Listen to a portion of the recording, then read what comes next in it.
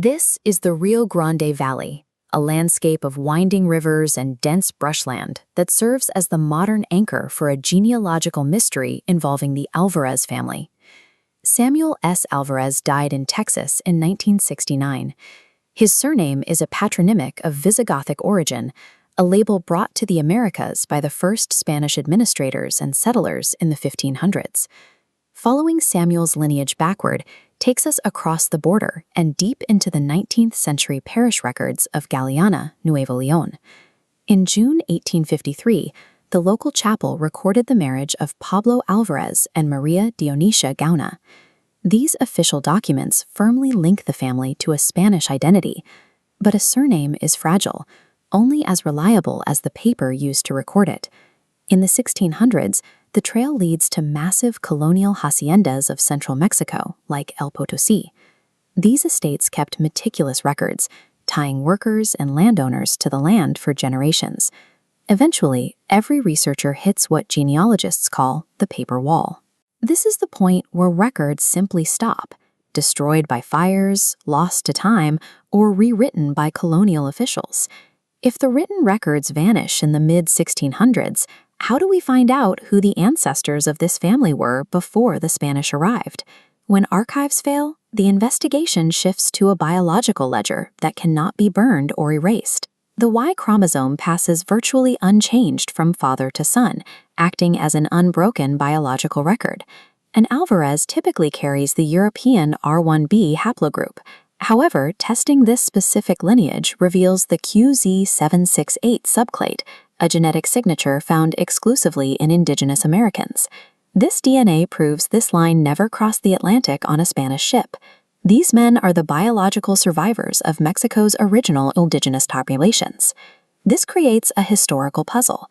How does a man with an unbroken Native American bloodline end up with the name Alvarez? During the 16th century, in regions like Jalisco and Zacatecas, the Spanish colonial system began to absorb the surviving native populations. Indigenous elites often integrated into this new social order to maintain their status. Early records show individuals like Anton Alvarez or Domingo Alvarez adopting Spanish patronymics. By taking a European name, they gained a level of legal protection and social standing within the colonial administration. The Spanish surname functioned as a linguistic shield. It allowed an ancient indigenous lineage to survive 5 centuries of colonial rule with its genetic continuity intact.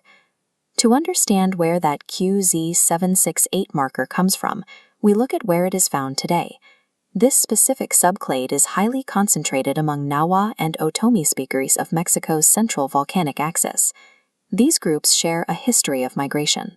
Around 1000 AD, tribes like the Mexica and Otomi began moving south from a legendary northern homeland called Aztlán, the place of whiteness, to settle the central Mexican plateau. Because the QZ768 marker is the dominant paternal signature of these Aztlán descendants, it serves as a biological link to the people who built massive civilizations in the Central Valley. These were the architects of Teotihuacan and the eventual masters of the Aztec Empire. The men who eventually took the name Alvarez were the direct heirs to Mesoamerica's most powerful civilizations. The history of the Valley of Mexico and the modern life of an Alvarez family in South Texas are connected by a single, unbroken genetic thread. Looking back at Samuel's death certificate, the name Alvarez no longer looks like a simple European import. It carried a vast indigenous history through centuries of Spanish rule, keeping a pre-Columbian legacy alive. Colonial administrators may have successfully erased the original native names from the paper archives, but the bloodline never lost its way home.